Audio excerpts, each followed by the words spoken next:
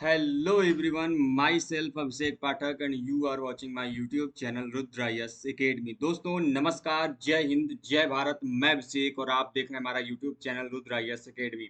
दोस्तों आज के सेशन में, आज के इस वीडियो में हम आपसे बात करने वाले हैं CLAT UG, CLAT PG, judiciary या फिर दोस्तों अदर जो लॉ के कॉम्पिटिटिव एग्जाम्स होते हैं उनमें बार बार पूछे जाने वाले ये जो इंपॉर्टेंट लीगल मैगजीम्स है, what is the mean by that legal maxims और उनका मतलब क्या होता है, उनके बारे में हम लोग समझने का प्रयास करेंगे। दोस्तों ये जो हमारी जो श्रृंखला है, जो हमारी सीरीज है लीगल मैगजीम्स की, इसको हम लोग कई सारे जो पार्ट्स में है उसमें डिस्कस करेंगे। हम लोग पर वीडियोस में लगभग अप टू 10 जो आपके लीगल मैगजीम्स हैं उनको डिस्कस करने वाले हैं। इसके पहले कि दोस्तों हम आज के सेशन की शुरुआत करें, मैं आपको बता दूं दोस्तों, यदि आप भी UG, CLAT UG, CLAT PG या फिर जुडिशरी इत्यादि की प्रिपरेशन करना चाहते हैं दोस्तों, तो हमारा चैनल दोस्तों आपको बहुत ही अच्छा कंटेंट, आपको मटेरियल प्रोवाइड कराएगा। और दोस्तों जो भी आप वीडियो देख रहे हैं यदि आप उसको पीडीएफ फॉर्मेट दोस्तों आपको प्राप्त होनी चाहिए, तो आप दोस्तों हमारे चैनल का दिया गया नंबर है उस पर कॉल या मैसेज करके आप उसको प्राप्त कर सकते हैं। तो दोस्तों बिना कुछ समय गवाए आगे चलते हैं, और उसके पहले दोस्तों जल्दी से एक बार चैनल को लाइक कर दीजिए। वीडियो पर नए हैं दोस्तों वीडियो को लाइक कर दीजिए, चैनल पर नए दोस्तों चैनल को सब्सक्राइब भी जरूर कर दीजिए। दोस्तों सबसे पहला और यूज्ड टू आपने सुना ही होगा द टर्म एब initio. What is the mean by term एब initio? The simply mean is that from the beginning, if any act or any work which is from the beginning is called as in Latin term ab initio। देखिए legal term का मतलब ही वो होता है, legal maxims का मतलब होता है कि जो टर्म्स है वो आपको लैटिन लैंग्वेज में देखने को मिलेंगे और आपको अपने सिंप्लीफाइड लैंग्वेज में उसको क्या करना है, उसको डिकोड करना है।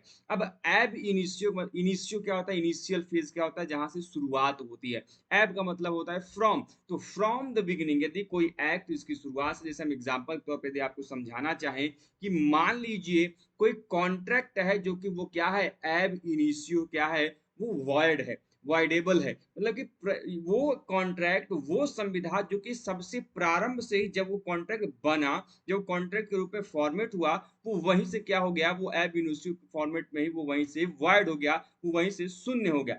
इन that phase ab initio worked as the from the beginning. मतलब इसका होता है सिंपल तौर पे कि फ्रॉम द बिगिनिंग अर्थात शुरुआत से या फिर प्रारंभ से। तो एब इनिशियो मतलब आपने समझ लिया क्या होता है, फ्रॉम द बिगिनिंग। इसको याद कर लीजिए, ये यूज टू टर्म है। खासकर जो क्लैट यूजी के क्वेश्चंस आते हैं इनमें आपको एब इनिशियो देखने को जरूर मिलेगा। The second one is actionable per से। actionable per se, what is the mean by that? The mean is that the very act is punishable and no proof of damage is required।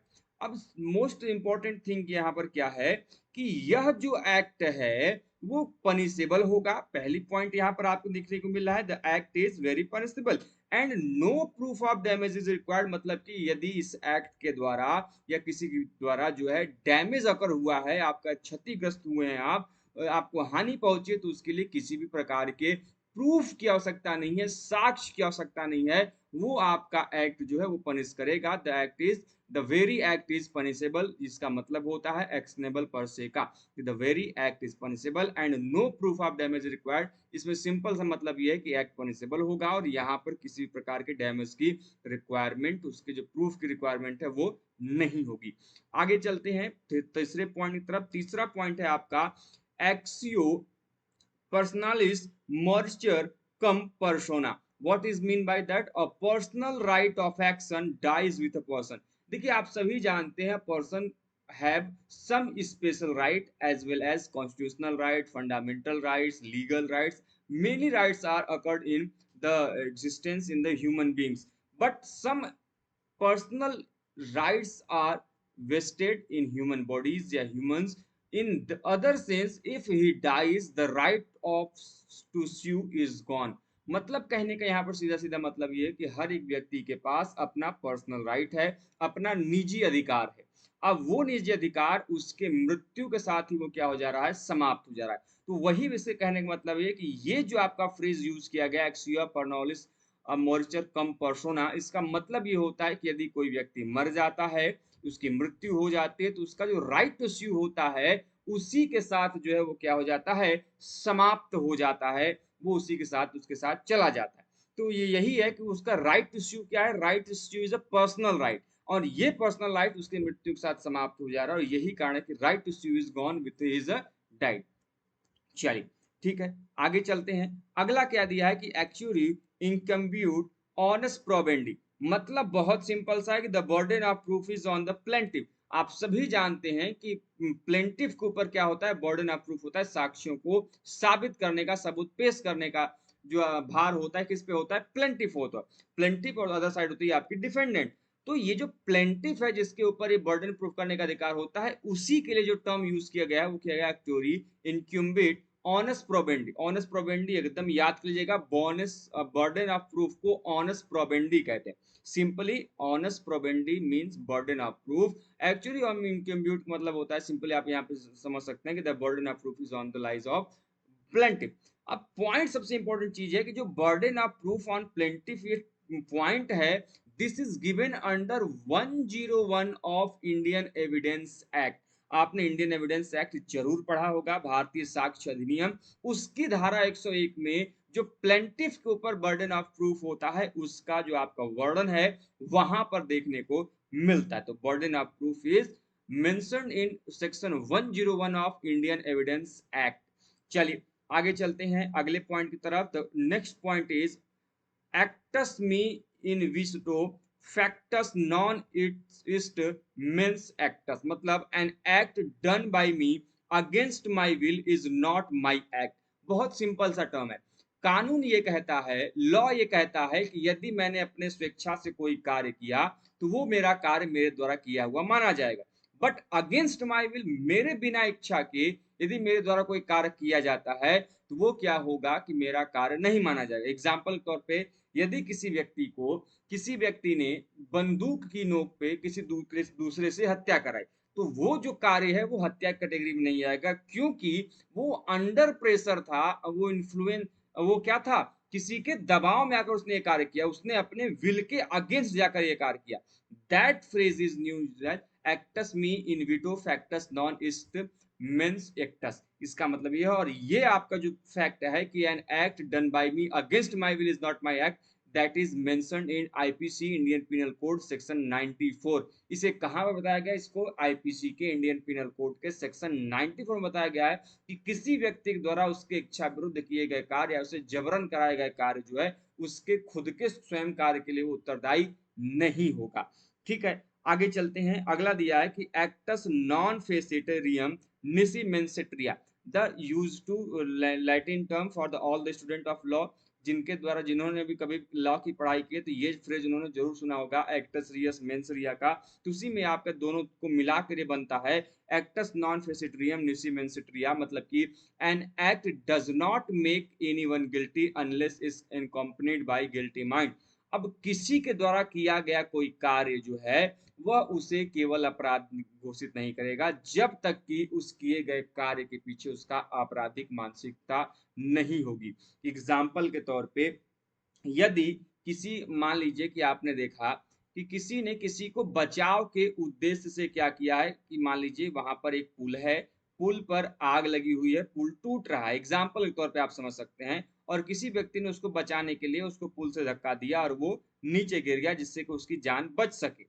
ठीक है, अब यहाँ पर ये जो व्यक्ति है उसका वर्क जो है, भले ही उसको लग रहा होगा कि उसने मुझे धक्का दिया, ये एक रॉन्ग एक्ट है, ठीक है, ये आपका एक्टस रियस के अंतर्गत आएगा, लेकिन इसके पीछे उसका क्या है, गिल्टी माइंड नहीं है, अर्थात इसके पीछे उसका कोई दुर्भावना नहीं है, वो उसके बचाने के उद्देश्य, उसके अच्छे के उद्देश्य से ये कार्य किया।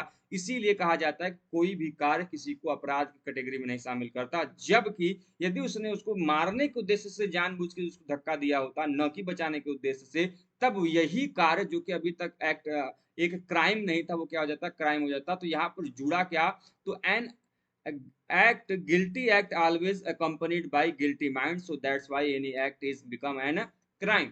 तो सिंपल सी बात यह है कि किसी भी समय जब किसी गिल्टी माइंड का गिल्टी एक्ट के साथ कॉम्बिनेशन होता है तब जाकर एक क्राइम को कंडक्ट किया जा सकता है।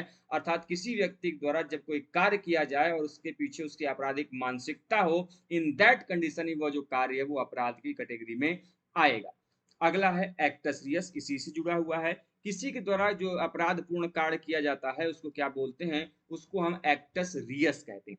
जैसे आपके दो चीजें होती है किसी भी क्राइम में, मेनली दो फेज होते हैं। एक होता है आपका एक्टस रियस, ठीक है, और दूसरा होता है आपका मेंस रिया। मेंस रिया का मतलब होता है गिल्टी माइंड। क्या होता है? गिल्टी माइंड, मतलब कि कार्य के पीछे किया गया जो दुर्भावना है, जो अपराध है, जो षड्यंत्र है, वो होता है एक्टस से, मतलब जो उसने कार्य किया।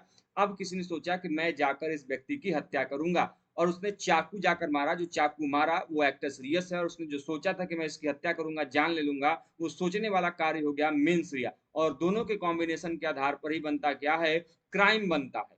ठीक है, कई बार आप देखते होंगे कि मूवीज वगैरह में हीरो किसी की जान बचाने के लिए उसको गोली या जो आपकी जो गन जो फायर है वो कहीं और कर देता है, जिससे कि उसकी जो दुश्मन से मृत्यु होनी हो वो खुद उसकी करके बचाया जा सके। तो वहां पर वो उत्तरदायी नहीं होगा, क्योंकि उसने एक्टस रियस तो किया है, लेकिन उसके दिमाग में ये मेंस रिया का जो पॉइंट है वो एब्सेंस था। इन दैट केस वो क्राइम नहीं होगा। लेकिन कुछ एक्सेप्शंस हैं जहां पर इसको माना गया है। विदाउट मेंस रिया एक्टस रियस भी क्या होता है? क्राइम होता है। कुछ ऐसे एक्सेप्शनल कंडीशन है, यदि आप में से किसी को पता है तो कमेंट बॉक्स में मुझे जरूर बताइए। मैं जब डिटेल में पढ़ाऊंगा तो वहां पे आप इन चीजों को डिस्कस करूंगा।